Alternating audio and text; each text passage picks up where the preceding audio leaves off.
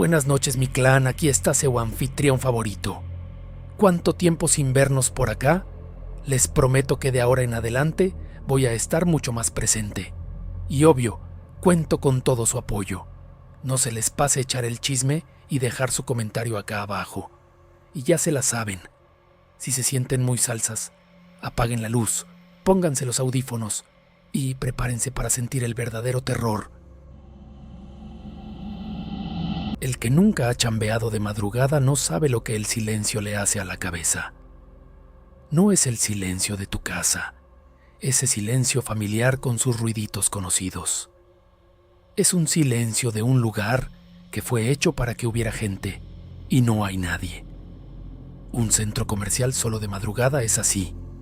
Pasillos larguísimos, locales cerrados, esa luz de emergencia que deja todo con un color que no existe de día. Y el silencio por debajo de todo como un fondo constante que aprendes a ignorar, pero que nunca se quita del todo. Trabajé como guardia nocturno en el Shopping Midtown aquí en Guadalajara por 2 años y 4 meses. Empecé porque ocupaba la lana y seguí porque en el turno de la noche pagan el bono de nocturnidad y porque descubrí que soy de esas personas que funcionan mejor cuando el mundo está dormido, sin tráfico, sin ruido, sin la presión constante de gente por todos lados. Nomás yo, el radio en el cinto y los pasillos solos. Era una buena chamba, era un trabajo que yo le entendía. Hasta la noche en que el local del pasillo C tenía la luz prendida. Me llamo Ernesto, tengo 36 años y cuento esto porque necesito decírselo a alguien que no me conozca.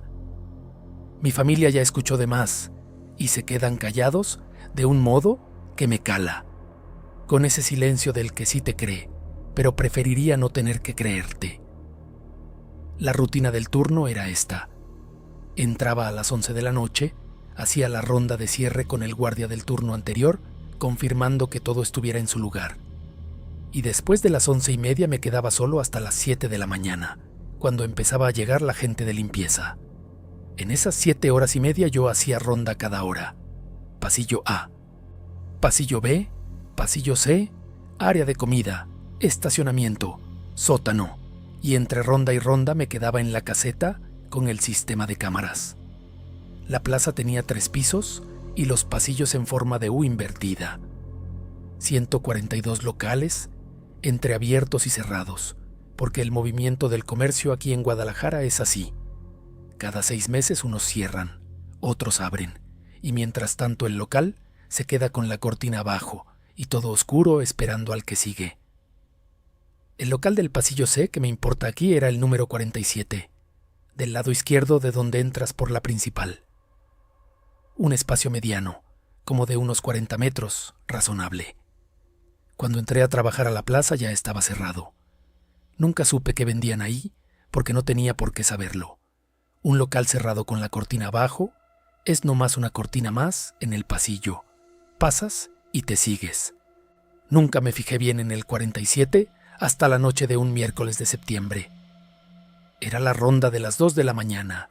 Había hecho la de la 1 sin nada raro. Me tomé un café en la caseta, me quedé media hora viendo las cámaras y me levanté para la que seguía. El pasillo C está en el 2º piso. Subes por la escalera eléctrica que está apagada a esa hora y la usas como escalera normal. Y el pasillo se abre a la derecha y a la izquierda con los locales de los 2 lados. Cuando di la vuelta a la izquierda en el pasillo C, vi la luz. No era la de emergencia. Esa es una luz naranja débil que está en todos lados. Era luz blanca de local abierto, saliendo por debajo de la cortina y por el vidrio de la parte de arriba que la reja no alcanza a tapar. El local 47 estaba iluminado como si fuera día de semana y hubiera clientes adentro.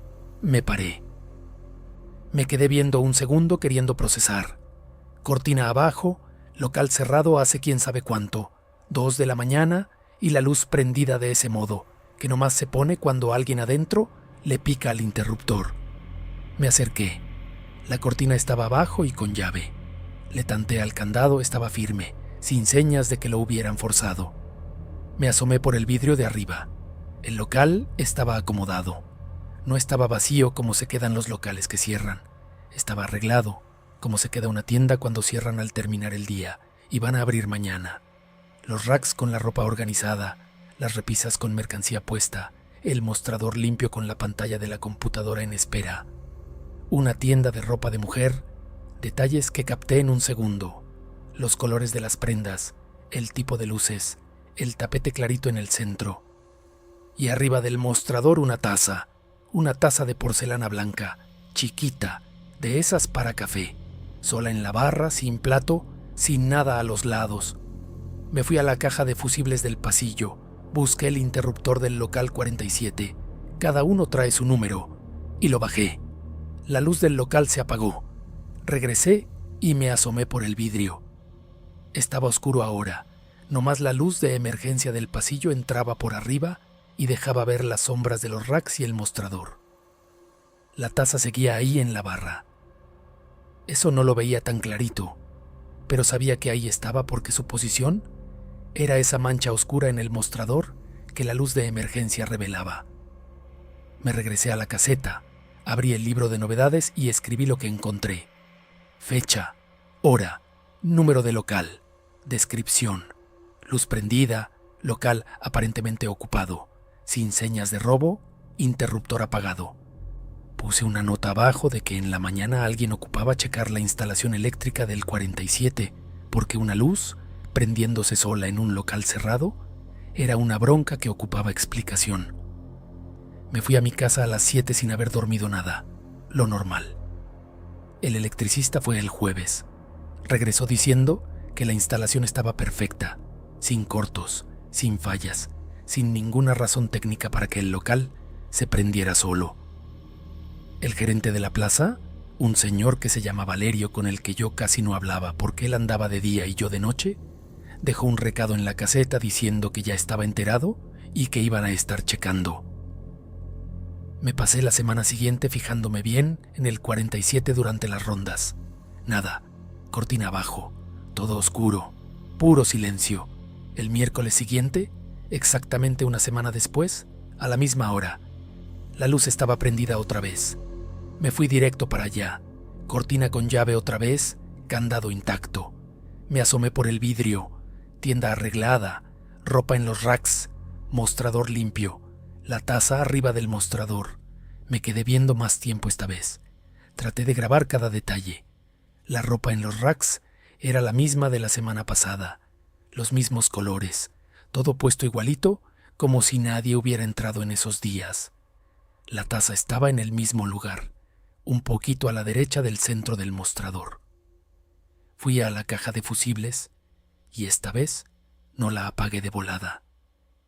Me quedé viendo el pasillo un rato, esperando cualquier cosa.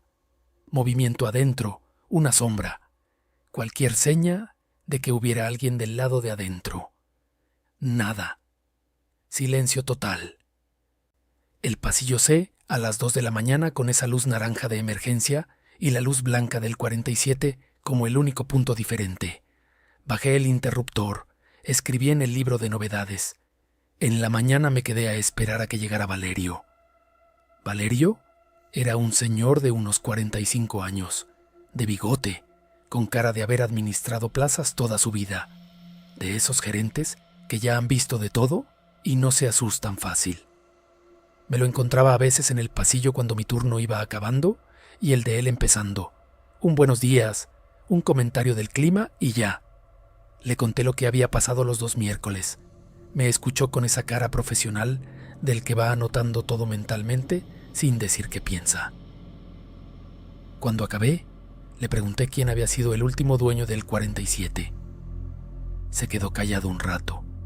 No fue el silencio del que estuvo haciendo memoria. Fue el silencio del que tiene la información y está pensando qué tanto te va a decir. Yo conozco ese silencio después de 2 años en la noche. Es el silencio que viene antes de una respuesta que va a ser más chiquita que la verdad. Me dijo que el local llevaba cerrado 3 años, que la última dueña se había muerto ahí adentro. Le pregunté que cómo. Dijo que había sido un infarto, que había cerrado la tienda una tarde cualquiera, estaba sola haciendo cuentas del día, y los del pasillo se dieron cuenta de que algo andaba mal hasta que vieron que el local seguía con la luz prendida mucho después de la hora del cierre. Cuando abrieron, la encontraron atrás del mostrador. Me le quedé viendo. Le pregunté que en qué parte de atrás del mostrador. Dijo que estaba sentada en la silla del cajero, con una taza de café en la mano. No dijo nada más. Me dio los buenos días, que era su forma de decir, ya se acabó la plática, y se fue a su oficina. Yo me fui a mi casa. No dormí nada esa mañana. Me quedé en la cama viendo el techo del cuarto, masticando lo que me dijo Valerio de la forma más simple posible para ver si le hallaba lógica. Local cerrado hace 3 años. Una señora se muere adentro. Se muere atrás del mostrador con una taza de café en la mano. 2 miércoles seguidos, mismo local, misma hora, luz prendida, tienda arreglada con ropa, taza en el mostrador. Traté de pensar que alguien se metía, pero el candado estaba igual las 2 veces, ni un rasguño. Traté de pensar que alguien de la plaza tenía llave, pero la cortina estaba cerrada y los registros de entrada no enseñaban a nadie entrando por la puerta de servicio después del cierre. Traté de buscarle la explicación eléctrica que el electricista ya había dicho que no era. Me quedé con lo que sobraba después de quitar todo eso, y lo que sobraba no tiene un nombre que me guste ponerle. Platiqué con la Soledad esa tarde. La Soledad trabajaba en la fuente de sodas de la planta baja hace 6 años, y era de esas personas que son como la memoria de la plaza. Se las sabía todas, quién había pasado por ahí, qué tienda había abierto y cuál había tronado. Yo la conocía de vista, nos decíamos un par de cosas en los descansos, y siempre tenía café cuando yo llegaba al turno. Le pregunté por el local 47, por la dueña. La Soledad dejó lo que estaba haciendo. Me vio un segundo, luego me contó. La dueña se llamaba Doña Carmen. Había abierto la tienda 11 años antes de morir, solita, después de que crecieron sus hijos y se separó del marido. Era una mujer que se había pasado la vida cuidando a todo el mundo, y cuando llegó a la edad madura, decidió que iba a tener algo que fuera nomás de ella. El local fue eso, 11 años dedicada a ese espacio de 40 metros en el pasillo C. Abría a las 10 de la mañana y cerraba a las 9 de la noche, el horario de la plaza, pero se quedaba después haciendo el cierre, acomodando la ropa, dejando todo listo para mañana. Siempre con una taza de café que se traía de su casa en un termo. Decía que el café de la plaza estaba muy ralo. Todo el mundo sabía que se quedaba después del cierre. Se volvió una rutina tan conocida que cuando a las 10:30 de un martes de noviembre la tienda todavía tenía la luz prendida, nadie pensó mal. Nomás fueron a ver cuando ya pasaban de las 11 y la luz seguía. La Soledad me dijo que la hija más chica de Doña Carmen fue a recoger las cosas una semana después. Vació el local en silencio, se llevó todo. No quiso platicar con nadie, no quiso oír los pésames de los otros locales. Nomás cargó con todo y se fue. Con todo, dijo la Soledad. Pero el local se quedó rentado por 1 año más antes de que lo regresaran a la administración. La hija pagaba la renta cada mes sin hacer nada con la tienda. La cortina se quedaba abajo, todo vacío por dentro. Le pregunté a la Soledad que por qué la hija seguía pagando sin usarlo. Se tardó un poquito en contestar.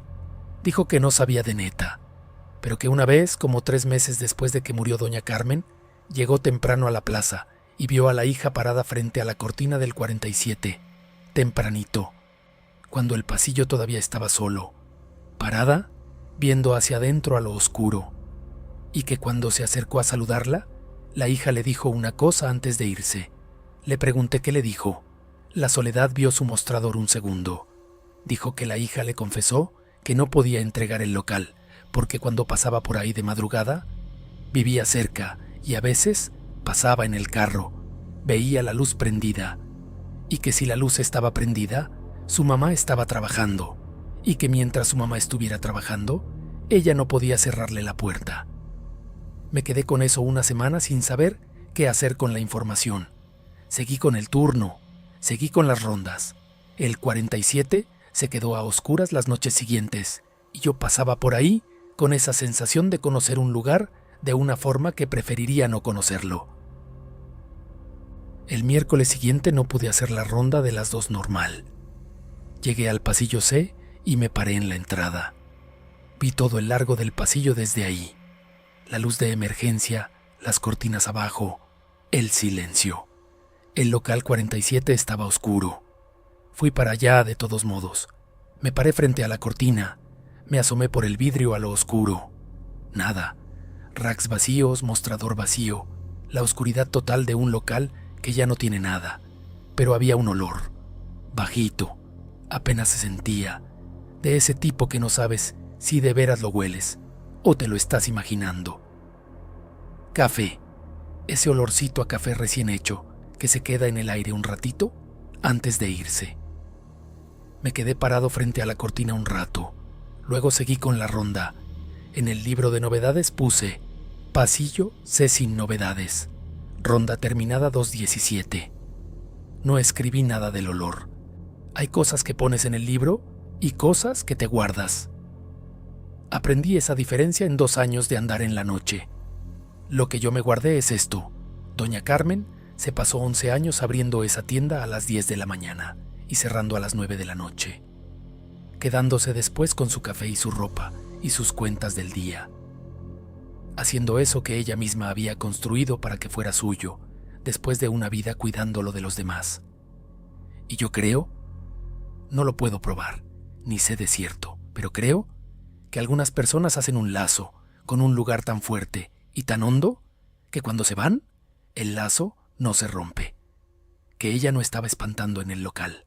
Ella estaba trabajando, igualito que trabajó 11 años. Su café en la barra, la ropa acomodada, la tienda lista para abrir en la mañana. No más que ahora de madrugada. En el único rato en que el pasillo está solo y nadie va a entrar a pedirle que le enseñe esa blusa que está allá al fondo.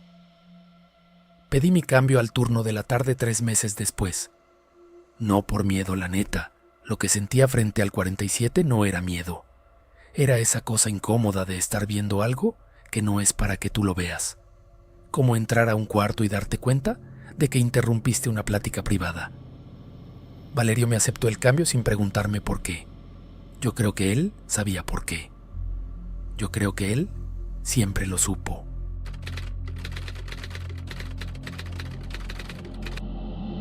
Las cajas de las mudanzas son como un archivo muerto. Todo el mundo tiene una. Esa caja específica que no es de ropa, ni de papeles importantes, ni de nada que vayas a ocupar la semana que viene o el mes que entra. Es la caja de las cosas que existen, pero no tienen un lugar fijo en el mundo. Un casete de un viaje que hiciste hace 15 años. El manual de un aparato que ya tiraste a la basura. El cable de un cargador que ya ni sabes de qué celular era. La foto de la graduación de alguien que ya ni te acuerdas bien quién es. Cargas con esa caja de departamento en departamento, de ciudad en ciudad, sin abrirla nunca, porque abrirla significaría tener que decidir qué hacer con lo que trae adentro, y decidir da flojera. Entonces, la caja se va contigo. Abrí la mía un domingo de marzo porque la Luana me lo pidió. La Luana es mi novia desde hace 2 años, tiene 31 y tiene esa maña de la gente organizada que no puede descansar sabiendo que hay una caja cerrada en algún rincón de la casa. Nos mudamos juntos en febrero y ella ya había desempacado absolutamente todo en una semana, menos mi caja, que se quedó en la esquina del cuarto esperando a que yo tuviera ganas de encararla. Ese domingo de marzo, ella vio la caja, luego me vio a mí y no tuvo que decir ni media palabra. Me senté en el suelo, abrí la caja y empecé a sacar cosa por cosa. Me llamo Felipe, tengo 33 años, trabajo en desarrollo de sistemas aquí en Guadalajara y crecí en el barrio de Santa Tere con mi familia, mi jefe, mi jefa y mi hermana Beatriz, que me gana por 2 años. Una familia común, sin dramas grandes ni historias fuera de lo normal. Mi papá ya se jubiló, mi mamá todavía da clases en una primaria de gobierno y la Beatriz se casó y vive allá por Zapopan con su esposo y su hijo. Todo el mundo bien, cada quien en su vida. La foto estaba al mero fondo de la caja, adentro de un sobre amarillo que no me acordaba haber puesto ahí. Un sobre con 20 y tantas fotos viejas, de esas reveladas en papel, de cuando todavía se usaba eso. Las saqué y las fui pasando una por una sin pensarlo mucho. La fiesta de 15 años de la Beatriz. La reconocí de volada por su vestido, rosa, largo, con aquel holán en la orilla que ella misma había escogido de un catálogo y del que no dejó de hablar meses antes de la fiesta. Ella debía tener unos 15 en la foto, así que yo andaba en los 13. La fiesta fue en la casa de mis papás, ahí en el patio, con esa decoración de papel crepé de colores que mi mamá siempre quería poner en cada cumpleaños. Fui pasando las fotos despacito, la Beatriz con sus amigos, mis papás juntos, sonriendo, parientes que sí reconocía y otros que ya ni sabía quiénes eran. Yo salía en algunas, ese escuincle de 13 años con el pelo más largo de lo que debía y una cara de que prefería estar en cualquier otro lado, menos en el cumple de su hermana. Me detuve en una foto en especial. Era yo, en la esquina derecha de la foto, como siempre, ese lugar mío de quedarme pegado a la pared en las fiestas, lejos del centro. Había unos 8 o 10 adultos al fondo, platicando, con su vasito desechable en la mano. Mi mamá salía de perfil en medio, la Beatriz con el pastel en la mano derecha. Y atrás de mí, atrás del niño de 13 años que era yo en la esquina derecha, había una figura, alta, oscura, sin la cara definida, o mejor dicho, con una cara que la foto no alcanzaba a detallar, pero que tenía presencia, tenía bulto, tenía esa calidad de algo que sí está ahí de verdad, y no es nomás una sombra, o un error del revelado. Las manos estaban sobre mis hombros, no a un lado, ni cerca, encima, como quien le pone las manos en los hombros a alguien por atrás para saludarlo o para sostenerlo. Me le quedé viendo a la foto. La Luana estaba a mi lado desempacando libros y me preguntó si todo estaba bien porque me quedé tieso. Le pasé la foto sin decir nada. Ella se le quedó viendo como 10 segundos. Me preguntó quién era la persona que estaba atrás de mí. Le dije que no sabía. Mi primer instinto fue el de todos. Un error al revelar. La sombra de alguien que se quedó fuera de la toma. Una falla de la cámara. Busqué en las otras fotos del mismo, sobre queriendo hallar una explicación. Misma fiesta, misma gente, ni una sola con algo raro. La figura salía nomás en esa foto, nomás atrás de mí, nomás con las manos en mis hombros. La Luana se quedó callada un rato, con la foto en la mano. Luego me dijo con esa voz de cuidado, como queriendo no hacer más grande el asunto, que seguro era alguien que se había puesto de espaldas y la cámara no enfocó bien la cara, que hace 20 años las cámaras no eran lo que son ahora. Le dije que sí, que de seguro era eso. Guardé la foto otra vez en el sobre. Guardé el sobre al fondo de la caja. Terminé de desempacar lo demás. Esa noche no pude dormir bien por una razón que quise no conectar con la foto. Pero no pude. Le hablé a la Beatriz el lunes. La Beatriz y yo no somos de esos hermanos que se hablan diario, pero sí platicamos seguido. Ella me manda mensajes de voz larguísimos que escucho cuando voy en el tráfico, y yo le contesto con otros igual de largos que ella oye mientras hace la cena.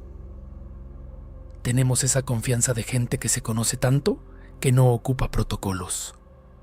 Le platiqué de sus 15 años, de las fotos que encontré, y le conté la historia con ese tono de «qué curioso» que yo quería mantener. Le describí la figura, las manos en los hombros. La Beatriz se quedó callada un rato, más de lo que yo esperaba. Le pregunté si se acordaba de alguien que pudiera haberse puesto atrás de mí en esa foto. Dijo que sí se acordaba. Le pregunté quién. Se tardó otro poquito antes de contestar, y cuando lo hizo, fue con una voz que yo no le conocía. No asustada exactamente, sino como alguien que abre un cajón que estuvo cerrado mucho tiempo y no sabe qué se va a encontrar. Dijo que siempre hubo alguien en esa foto atrás de mí. Desde siempre, desde el día que revelaron las fotos y la familia se sentó a verlas. Que ella le había preguntado a mi jefa quién era en ese entonces y que mi mamá nomás la vio, se quedó callada y le cambió el tema. Le pregunté si le había vuelto a preguntar. Dijo que no, que el modo en que mi mamá se quedó callada era de esos que aprendes rápido a no andar de preguntón. Le hablé a mi mamá esa tarde. Mi mamá es de esas mujeres que armó su vida entera a base de ser práctica. No se para, no se queja, no le da cuerda a pláticas que no van a ningún lado productivo. Tiene 70 años con la pila de una de 50 y muy poquita paciencia para temas que ella siente que no sirven de nada. Cuando le describí la foto, su silencio fue diferente al de la Beatriz, más controlado, un silencio más viejo. Dijo que sí se acordaba de la foto. Le pregunté quién estaba atrás de mí. Dijo que no sabía. Había algo muy específico en esa respuesta que yo conozco bien después de 33 años. No era el no sé de quien no tiene la información. Era el no sé de quien sí sabe, pero decidió no saber. Cambié de modo. Le pregunté si se le había hecho raro en aquel entonces, cuando revelaron las fotos. ¿Hubo una pausa? Dijo que sí se le hizo raro. Le pregunté qué hizo. Dijo que guardó la foto con las demás y que no volvió a tocar el tema. Le pregunté por qué. Se quedó callada un rato. Luego dijo que tenía una teoría en ese tiempo, algo que su cabeza había inventado para explicarse, pero que nunca supo si era neta o pura imaginación suya, y que mejor prefirió no decir nada, porque hablar de cosas que no sabes si son reales, no más, trae broncas sin arreglar nada. Le pedí que me contara su teoría. Mi mamá me lo contó mientras yo estaba sentado en el balcón del departamento, con el sol de la tarde aquí en Guadalajara entrando de lado, y la Luana adentro, escuchando música en la cocina. Dijo que cuando yo era bebé, antes de cumplir el año, me internaron 10 días por una neumonía que se puso tan fea que se volvió esa historia de familia que cuentan en las cenas como el susto que nos llevamos y que gracias a Dios pasó. Ella se quedó a mi lado en el hospital los 10 días, saliendo nomás cuando mi papá llegaba a relevarla. En la tercera noche, ella se había quedado dormida en la silla del cuarto cuando despertó con la sensación de que había alguien más ahí, aparte de ella y de mí. No vio nada, pero se quedó despierta el resto de la noche con esa sensación. En la quinta noche, se me quitó la fiebre sin una explicación médica clara. El doctor dijo que a veces pasa, que el cuerpo a veces se arregla solo, que era una buena noticia y ya. Ella siempre pensó que las dos cosas iban juntas. La presencia que sintió esa noche y que se me bajara la fiebre. Y cuando vio la figura en la foto de los 15 de la Beatriz, esa figura con las manos en mis hombros, pensó que era lo mismo, que fuera lo que fuera, ahí seguía, que todavía estaba a mi lado. Me quedé callado escuchando eso. Luego le pregunté por qué nunca me lo había contado. Me dijo que lo que uno le cuenta a un hijo le da forma a lo que ese hijo espera del mundo. Que ella no quería que yo creciera, esperando que hubiera algo, acompañándome todo el tiempo. Que era mejor que yo creciera sin saber. Le dije que entendía. No sabía si de veras entendía, pero le dije que sí. Me quedé con la foto en la mano mucho tiempo esa noche, ya que la Luana se durmió. Me puse a verla con más atención que antes. La figura atrás de mí, las manos en los hombros, la cara borrosa que la cámara de hace 20 años no agarró bien, pero que ahí estaba, que tenía volumen, que no era un error. Traté de acordarme de lo que sentía en ese momento de la foto. 13 años, el cumple de mi hermana, ese modo de escuincle que prefería estar en cualquier otro lado. No me acuerdo de nada especial de ese instante. No me acuerdo de haber sentido nada raro. No me acuerdo de haber volteado. Pero viendo la foto, lo que me sacó de onda no fue la figura. Fue mi cara. En esa foto, a diferencia de todas las otras, donde salía con mi cara de fuchi, de adolescente sin paciencia. Estaba sonriendo, una sonrisa chiquita, de lado, de esas espontáneas que la cámara agarra sin que sepas que te estás riendo. El tipo de cara que pones cuando estás a gusto, cuando estás cerca de alguien que conoces. 20 años viendo esa foto y nunca me había fijado en eso. Nomás veía a la figura de atrás, nunca me había visto a mí. Le enseñé la foto a la Beatriz cuando vino de visita el mes pasado. Nos quedamos los dos viéndola en la mesa de la cocina, con la Luana del otro lado preparando café y mi sobrino jugando en la sala. La Beatriz se quedó un rato en silencio. Luego dijo algo que todavía no acabo de procesar bien. Dijo que le había enseñado esa foto a mi mamá muchas veces a lo largo de los años, en diferentes momentos, para ver si su reacción cambiaba. Y que cada que se la enseñaba, mi jefa la veía un rato y luego le sacaba la vuelta, pero con una expresión que la Beatriz tardó años en reconocer. No era miedo, era reconocimiento, como el que ve en una foto a alguien que conoce, pero que ya no está aquí. Le pregunté a la Beatriz qué pensaba ella que era.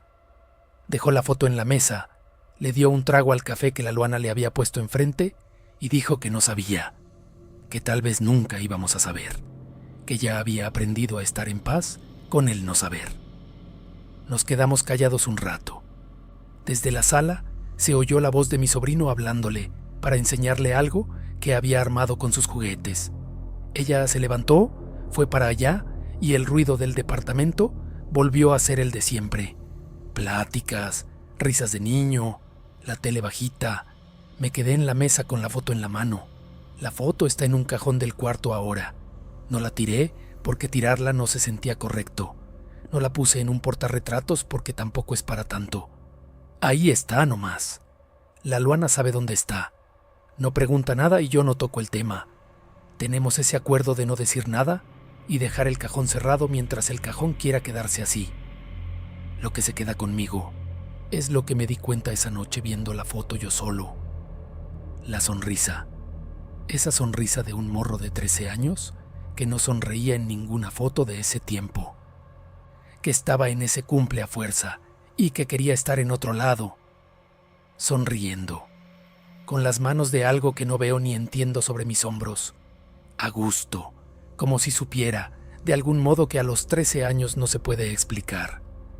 Que esas manos eran de algo que se había quedado a mi lado en un cuarto de hospital cuando yo no tenía ni un año y la fiebre no quería soltarme. Que se quedó, que todavía estaba ahí. 20 años después en un cumple de mi hermana, en una foto de papel que se quedó al fondo de una caja que cargué de casa en casa sin abrirla nunca, esperando a que yo me fijara bien.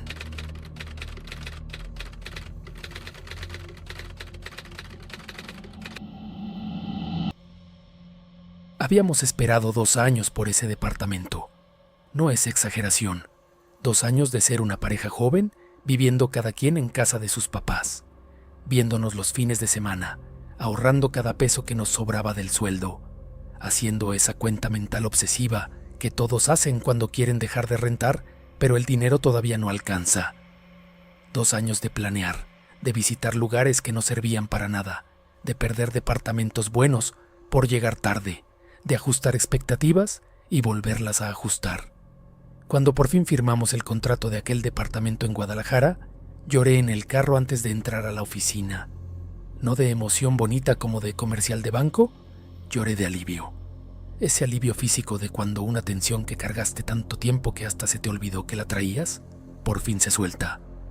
Me llamo Camila.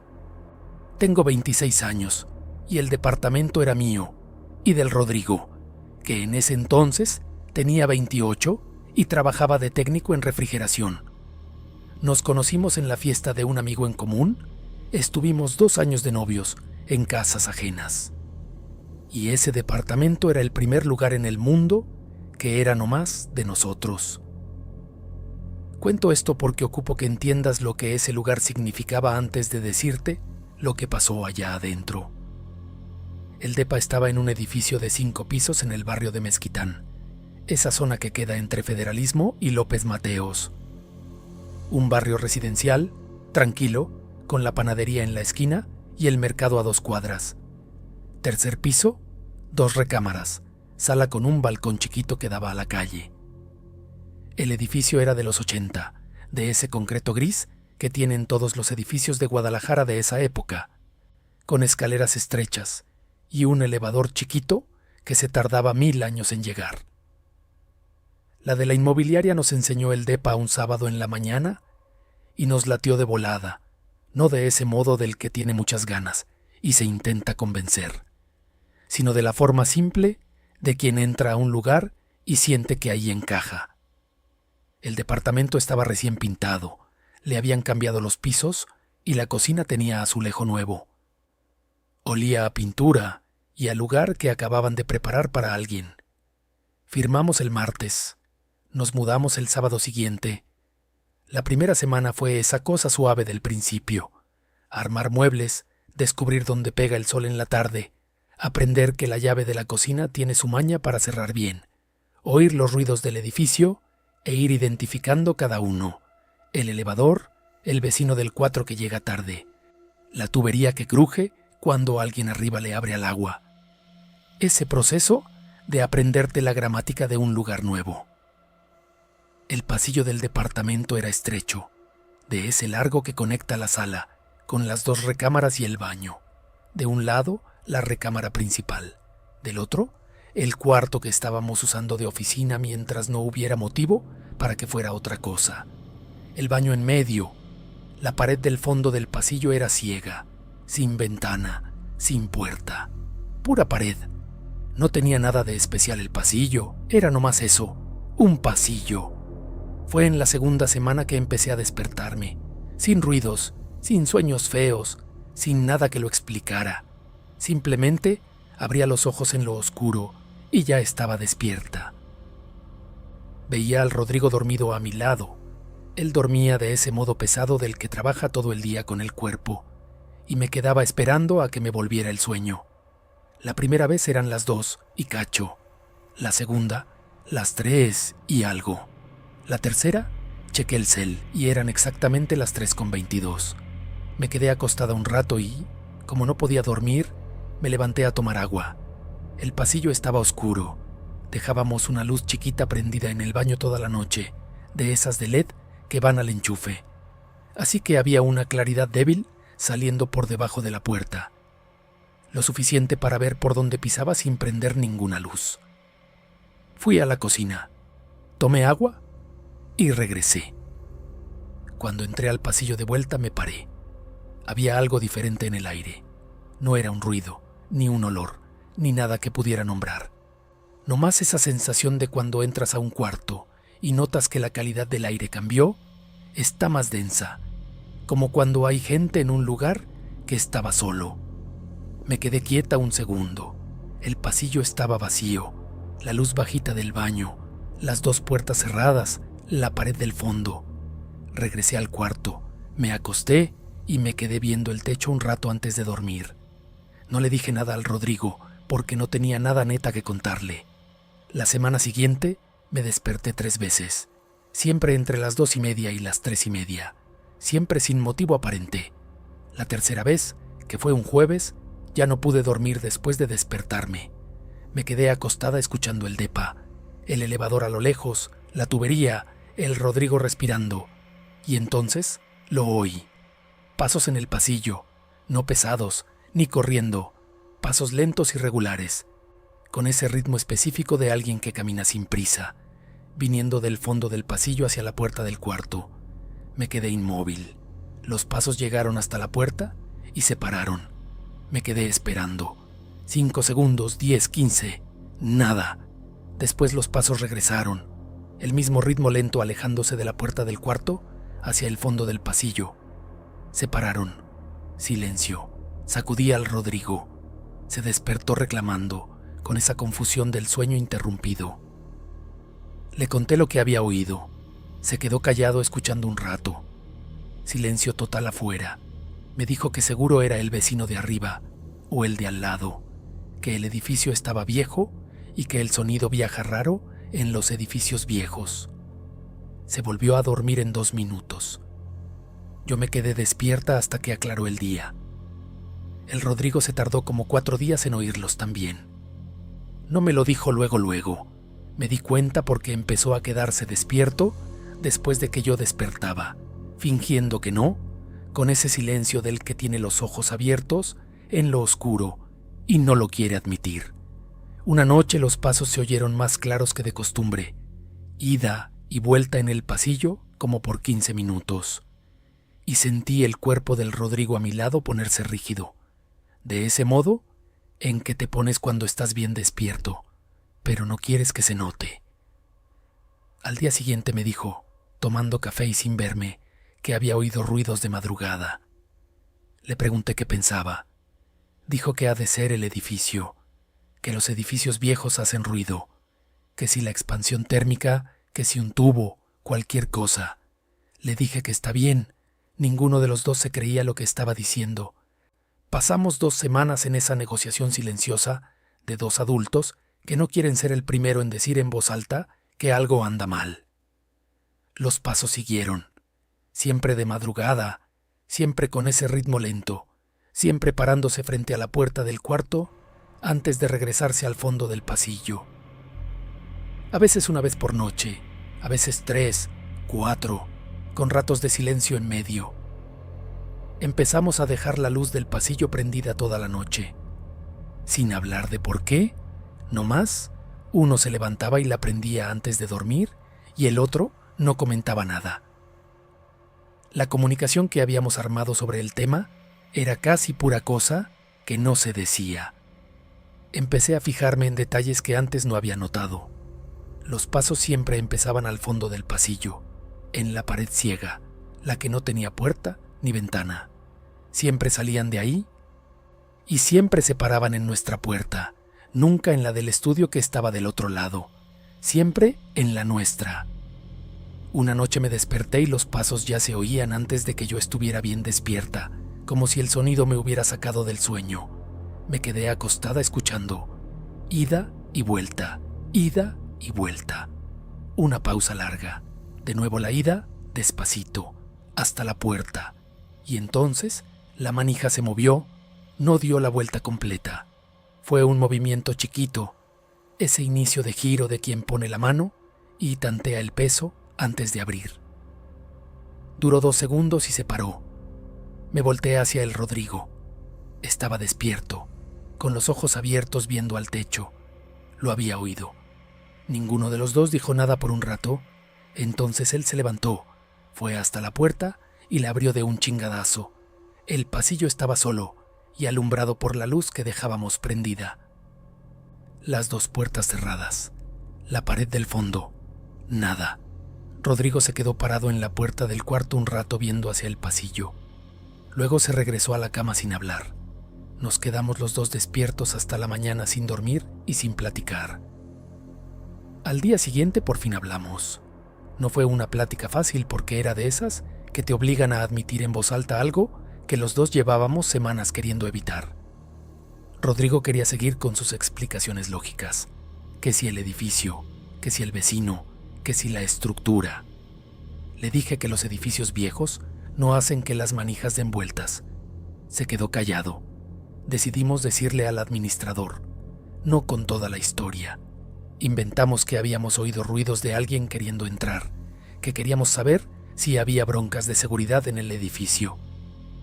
El administrador, un señor como de 60, que se llama Don Beto, nos escuchó con una cara que no supe descifrar en ese momento. Nos preguntó qué departamento era el nuestro. Le dijimos que el 3B. Se quedó callado un momento. Luego dijo que el edificio era seguro, que nunca habían tenido problemas de ladrones, que seguro era ruido de la estructura. Lo dijo con esa firmeza del que ya ha repetido esa respuesta antes. Cuando ya nos íbamos, le habló al Rodrigo para que se regresara. ¿A mí? No. Al Rodrigo. Me quedé esperando afuera. Platicaron como 3 minutos en voz bajita. Rodrigo regresó con una cara que yo no le había visto antes. No era exactamente miedo, era esa expresión del que recibió una información que le acomodó todo de otra manera. Le pregunté qué le había dicho don Beto. Rodrigo se tardó un rato antes de contestar. Dijo que el departamento había tenido 3 inquilinos en los últimos 4 años, que los 3 habían cancelado el contrato antes de tiempo sin dar muchas explicaciones, que don Beto decía que era gente difícil, que el depa estaba bueno y que no tenía nada de malo. Le pregunté si nomás era eso. Rodrigo me vio, dijo que don Beto le había preguntado que si los ruidos venían del pasillo, sin que nosotros hubiéramos mencionado ningún pasillo. Esa noche dormimos con la luz del cuarto prendida, la puerta cerrada con llave por dentro, cosa que nunca hacíamos, y yo de todos modos me quedé despierta. Los pasos vinieron como siempre. Se oyeron más largos esa noche, esa ida y vuelta repetida por un tiempo que ni supe cuánto fue, porque dejé de ver el cel cuando me di cuenta de que saber la hora me ponía más ansiosa. Se paraban en la puerta, se regresaban, se paraban otra vez, y en una de esas que se pararon, oí otra cosa. Junto con el silencio de los pasos que se detuvieron, había una respiración del otro lado de la puerta, bajita, pausada, de alguien parado muy pegado a la madera. Duró como 20 segundos. Después los pasos se regresaron al fondo del pasillo y se pararon. No le dije nada al Rodrigo, pero sé que él también lo oyó porque cuando le puse la mano en el brazo en la cama, el músculo estaba tenso, como cuando te pones tieso a propósito. Nos quedamos 3 semanas más. No por valientes, fue por tercos, por el dinero que ya habíamos gastado en el depósito y la mudanza, por no querer admitir que nos estaban corriendo de un lugar que nos tardamos 2 años en tener. 3 semanas de noches malas, de despertar en lo oscuro, de oír la ida y vuelta en el pasillo, de cerrar la puerta con llave y quedarnos esperando a que la manija se moviera otra vez. La manija se movió 2 veces más. En ninguna de las 2 se llegó a abrir la puerta. Empecé a notar algo en las últimas semanas. El Rodrigo andaba diferente de día, callado de un modo que no era él, distraído, con esa presencia a medias de quien está pensando en algo que tú no puedes alcanzar. Una vez en la cena se quedó viendo hacia la puerta del pasillo un buen rato, sin darse cuenta de que ya no estaba comiendo. Le hablé por su nombre 3 veces antes de que me contestara. Le pregunté si estaba bien. Dijo que sí. No era cierto. Yo tampoco estaba bien. Nos salimos del departamento un viernes. No fue una decisión de un día. Fue de esas decisiones que ya tomaste, pero vas aplazando hasta el día en que simplemente empiezas a echar todo en cajas sin haber quedado de acuerdo con nadie.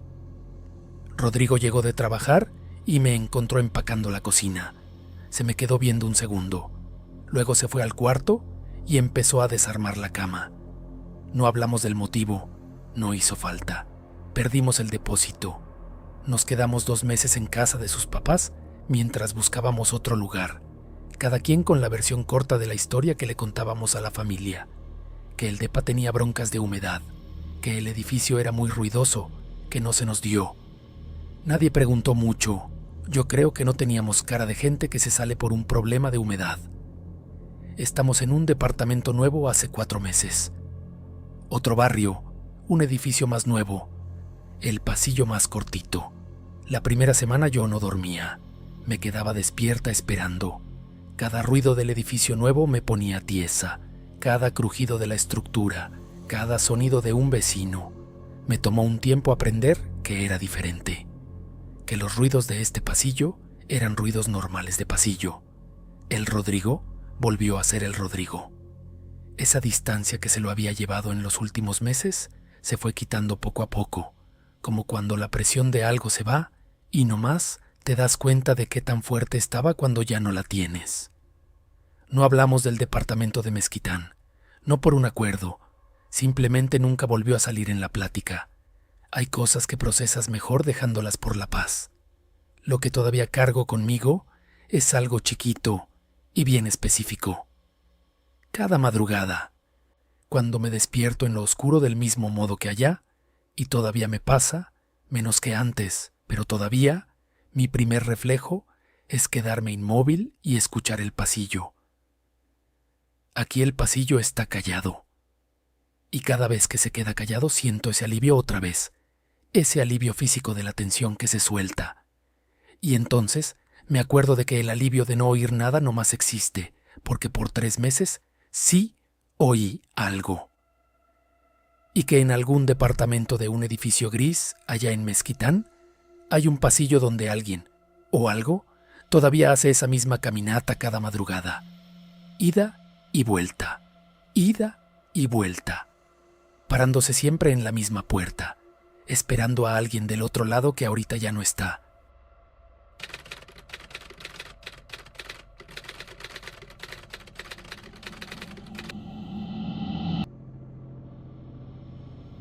Déjame te cuento algo sobre manejar de madrugada, que nomás los que andamos en esto diario entendemos. Hay una hora bien específica, entre las 2:30 y las 4 de la mañana, en la que la ciudad cambia de naturaleza. No es por hablar en metáfora, es neta. Las calles huelen diferente, se oyen diferente, es otra calidad de silencio. Los semáforos se ponen en preventivo, puro amarillo parpadeando porque no hay tanto movimiento como para que se avienten el ciclo completo. Los postes tiran una luz que de día se vería X, pero de madrugada parece de otro planeta. Guadalajara entera, que de día es puro ruido, tráfico y gente por donde sea, se vuelve otra cosa a esa hora. Más chica, más honesta yo creo. A mí me latía eso. Fue parte de por qué escogí el turno de la noche cuando empecé a trabajar en la aplicación hace 3 años. La paz de esas calles solas. La sensación de que la ciudad era nomás para mí un ratito, antes de que el mundo despertara. Ya no me late. Me llamo Daniel, tengo 28 años y lo que te voy a platicar pasó en febrero de este año. Hace 8 meses. Lo cuento porque ya no me lo puedo guardar y porque escribir a veces ayuda a acomodar las ideas que uno trae todas revueltas. Era de viernes para sábado, casi las 3 de la mañana. Acababa de dejar un viaje allá por Zapopan y venía de regreso al centro por la ruta de siempre, la que agarra la calzada Independencia y cruza el viaducto cerca del Parque Agua Azul. Esa ruta me la sé de memoria, la he hecho unas 300 veces. Conozco cada bache, cada tope, cada semáforo que se tarda. Cuando iba llegando a la altura del puente, la vi, parada a la orilla del viaducto, del lado de afuera del barandal, no en la banqueta, sino afuera, con las manos agarradas de la reja atrás de la espalda y los pies en la mera orillita del concreto, asomada al vacío, vestido oscuro, el pelo suelto, parada como estatua. Le aventé las altas, le frené y me orillé en el acotamiento. Me bajé sin pensarlo, de esas veces que reaccionas antes de razonar. Me fui acercando despacito, hablándole fuerte para que supiera que ahí estaba, que todo bien, que no me iba a acercar si ella no quería. Ella volteó la cara hacia mí. Estaba joven, unos 20 y tantos yo le calculo, cara bonita, pero con una expresión que no supe descifrar. No se veía desesperada, ni estaba llorando. No era lo que uno espera ver en alguien que está en esa posición. Tenía una expresión neutra, casi de aburrimiento, como el que espera el camión y se le hace tarde. Me dijo que estaba bien, que no se iba a aventar, que nomás estaba tomando el aire. Tomando el aire en la orilla de un viaducto, a las 3 de la mañana, con las manos atrás de la reja. ¡Ey! Me quedé platicando con ella como 10 minutos. Me la llevé tranquila, sin presionarla, como uno aprende a padecer por puro instinto en esas broncas aunque no tenga entrenamiento. Poco a poco se regresó a la banqueta. Me dio las gracias. Dijo que ya se quería ir. Le pregunté que a dónde y me dio una dirección de una colonia como a 20 minutos de allí. Le dije que yo la llevaba. Se subió al asiento de atrás y cerró la puerta. Puse la dirección en el GPS y arranqué. Por el retrovisor veía que iba viendo por la ventana, de perfil, con el pelo cayéndole por el hombro. Quise sacarle plática un par de veces. Me contestaba con puros monosílabos o de plano ni me pelaba. No le insistí. Había un olor en el carro que no supe reconocer en ese momento. No era perfume, ni crema para el pelo. Era un olor húmedo, denso, que me recordaba poquito a la tierra mojada después de la lluvia. Pensé que era su ropa, que tal vez había estado afuera lo suficiente para absorber la humedad de la madrugada. Manejé esos 20 minutos en puro silencio.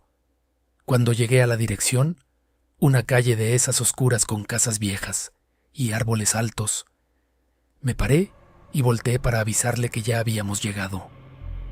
El asiento de atrás estaba solo. Me quedé viendo el asiento un buen rato, ni sé cuánto. Luego chequé las puertas, con el seguro puesto, las dos, como se bloquean cuando el carro va avanzando. Me fijé en el piso, en los vidrios cerrados, vacío, completamente solo. Me bajé del carro, miré la calle para los dos lados, ni un alma caminando, ni una puerta cerrándose, ni un ruido. La calle estaba sola y callada como el resto de la ciudad a esa hora. Me quedé ahí parado afuera del carro, con las manos apoyadas en el toldo, respirando el aire frío de la madrugada. Luego me subí, le puse los seguros y me quedé sentado sin prender el motor como 5 minutos. El olor a tierra mojada todavía seguía adentro del carro. Manejé de vuelta a mi casa en un estado que no era miedo, pero tampoco calma. Era ese punto medio donde el cerebro recibe algo que no puede procesar y mejor decide no procesar nada. Piloto automático, semáforos en amarillo, calles solas, manos al volante. Llegué a la casa, subí y me tiré a la cama sin bañarme. Dormí de un modo raro, de ese sueño pesado que no te descansa nada. En la mañana me desperté con la luz del día y me pasé una hora inventando explicaciones. Se bajó cuando iba dando la vuelta. En un segundo, se movió rápido y no me fijé. El olor era de la vegetación del viaducto. Era nomás una chava mal emocionalmente que se bajó sin despedirse porque ya no quería hablar. Me funcionó un par de días. 4 días después, andaba haciendo un viaje en el centro cuando me llegó un mensaje de un colega, el Fabricio, que también anda en el turno de la noche. Nomás una pregunta, que si yo había pasado por el viaducto de la Calzada el viernes pasado, como a las 3. Le dije que sí. Se tardó como 10 minutos en contestar. Cuando lo hizo me dijo que él también había pasado por ahí esa noche, unos 15 minutos antes que yo. Que había visto a una mujer en la orilla del viaducto pero que no se paró. Alcanzó a ver que ahí estaba alguien, pero no lo suficiente para estar seguro, y se siguió de largo diciéndose que se lo había imaginado. Le pregunté cómo iba vestida. Vestido oscuro, me dijo. Pelo suelto. Me quedé con el celular en la mano viendo el mensaje un buen rato. Le pregunté si le había visto la cara. Dijo que no, que cuando vio por el espejo después de pasar, ya no había nadie. Ninguno de los dos volvió a decir nada del tema, así que lo dejamos por la paz. Pero me quedó la espinita, esa sensación de que había algo ahí que no alcanzaban a agarrar, como una palabra que tienes en la punta de la lengua y no sale. La primera vez que la volví a ver fue un jueves. Acababa de dejar un pasaje en un centro comercial por la zona rosa y estaba esperando a que cayera otro viaje con el carro parado. Ventana abajo, música bajita, viendo a la nada. El estacionamiento estaba casi solo a esa hora. En el reflejo de la ventana cerrada del lado del copiloto, vi a alguien parado atrás del carro. No era el reflejo del asiento, era el reflejo de algo afuera, atrás del vehículo. Una figura parada, oscura, con el pelo cayéndole por los hombros. Volteé de un chingadazo. Nada. El estacionamiento solo, el asfalto gris, los postes, nada. Volví a ver para enfrente. En el reflejo de la ventana ya no había nada. Me largué de ese estacionamiento antes de que me cayera cualquier viaje. Después de eso, se volvió algo seguido. No todas las noches. Eso lo haría más fácil de alguna manera, porque ya te prepararías. Era irregular, cuando menos te lo esperabas. A veces pasaba una semana sin nada. A veces pasaba 2 veces en el mismo turno. siempre en el reflejo de alguna superficie, nunca de frente, la ventana del carro, el retrovisor en un ángulo específico, el aparador de una tienda cerrada cuando pasaba despacio por una calle, la pantalla negra del cel antes de picarle, siempre de espaldas, siempre quieta, siempre con esa misma postura que vi en el viaducto, derechita, sin moverse, con una forma de esperar que no era la de alguien que aguarda algo. Era la espera del que ya llegó y está dejando que tú te des cuenta a tu tiempo. Aprendí rápido que voltear a ver no servía de nada. Nunca estaba donde decía el reflejo. Nomás existía ahí. El olor a tierra mojada volvía a veces adentro del carro, sin razón, sin que supiera de dónde. Abría las ventanas y el olor se iba. Las cerraba y a veces volvía, a veces no. No le dije a nadie por casi un mes. No porque pensara que no me iban a creer. No dije nada porque hablarlo lo hacía real y yo no estaba listo para eso. Mientras se quedara en mi cabeza, estaba la opción de que fuera cansancio, estrés o que me estaba volviendo loco por andar en un turno que te acaba el sueño y la cordura de a poquito. Lo que me sacó de esa duda fue una noche bien específica. Iba manejando por una calle ancha y sola en el barrio de Analco, casi las 4 de la mañana, sin viaje, nomás circulando. El retrovisor enseñaba la calle atrás de mí, los postes en fila, el suelo mojado por un llovizno que había caído hace rato. Y ahí estaba ella, parada a mitad de la calle, atrás de mi carro, de espaldas, haciéndose cada vez más chica en el espejo mientras yo avanzaba. No tenía nada de diferente a las otras veces, pero esta vez, mientras yo veía el espejo, ella volteó, despacio, como había volteado en la orilla del viaducto cuando me arrimé, lento, como alguien que sabe que tiene todo el tiempo del mundo, que no lleva prisa. Se puso de frente en el reflejo del retrovisor. No voy a describir la cara porque no puedo, no porque no la haya visto, la vi. Pero hay cosas que el cerebro recibe y no puede traducir a palabras, no por el trauma, sino porque de plano no tenemos vocabulario para eso. Es como querer describir un color que no tiene nombre. Lo que sí puedo decir es que no era la cara de la chava que se había subido a mi carro. Era otra cosa usando esa cara, usándola de una forma que casi le atinaba, pero no del todo, como una ropa que te queda pero que se nota que era para alguien más. Le quité la vista al espejo. Cuando volví a ver, la calle atrás de mí estaba sola. Busqué al Fabricio al día siguiente y le solté todo. Me escuchó con esa cara del que quiere ser escéptico pero no puede, porque algo de lo que le digo le suena a algo que él también vivió y no ha dicho. Me dijo que le había escuchado a otro chofer, un señor más grande que se llama Gerardo y que tiene años en la noche, sobre una historia que corre entre los nocturnos de Guadalajara. No de esas leyendas urbanas que cuentan en la escuela. El tipo de historia que se pasa de boca en boca entre los que trabajamos de madrugada, susurrada rápido, como queriendo no tardarse mucho en el tema. Sobre una mujer que se aparece en puentes y viaductos de madrugada, que a veces alguien se para, que después de eso algo acompaña a esa persona por un tiempo. Le pregunté al Fabricio que cuánto duraba. Dijo que el Gerardo no sabía, que nadie que él conociera en persona se había parado, que siempre eran historias del conocido de un conocido, hasta que me pasó a mí. No he dejado de chambear. Pensé en salirme. Le eché cuentas a ver cuánto aguantaba sin la lana del turno, y vi que no me alcanzaba. Así que seguí, pero cambié cosas. Ya no paso por el viaducto de la calzada. Doy una vuelta de 10 minutos para sacarle la vuelta. Siempre, sin falta. Tapé el retrovisor de adentro con un trapo oscuro mientras manejo. Los de los lados los dejo porque los ocupo por seguridad, pero el de en medio no. No veo los aparadores de las tiendas cuando paso despacio. No veo el cel con la pantalla apagada. No veo la ventana del copiloto si está cerrada. Es una lista bien larga de cosas que uno no tiene que ver cuando tu trabajo es pasarte la madrugada en una ciudad. Las apariciones han ido bajando desde que dejé de ver los reflejos. No sé si porque ella ya se cansó o porque nomás ya no le estoy dando lo que quiere, que a lo mejor es eso, que la vean. No sé lo suficiente de lo que sea que es ella para saber qué busca. La última vez fue hace 3 semanas. En el retrovisor de la derecha, un segundito, de espaldas. Volteé la cara de volada.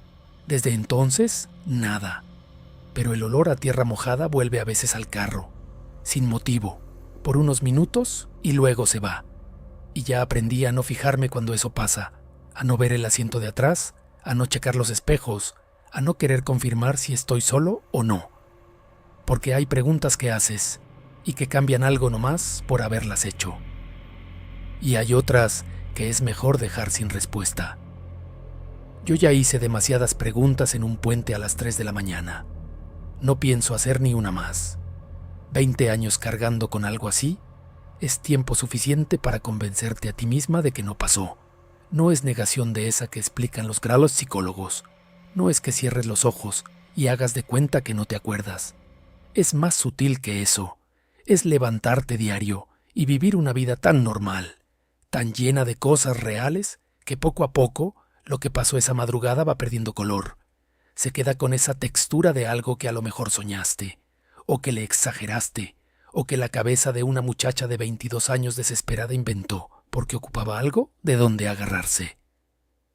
20 años es tiempo suficiente para casi creértela. Casi.